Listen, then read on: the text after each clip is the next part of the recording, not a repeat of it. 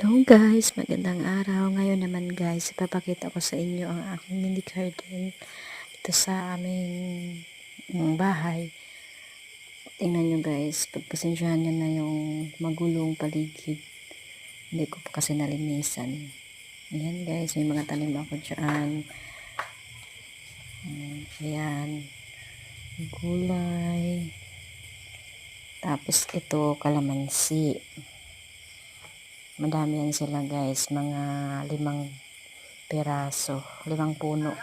Tapos yan sitaw, mahabang sitaw. Yan. Tapos yan sa ilalim guys, yung kadyos na tinatawag dito sa Ilonggo. Ayan, madami yan sila guys. Tingnan nyo. Galing, 'di ba?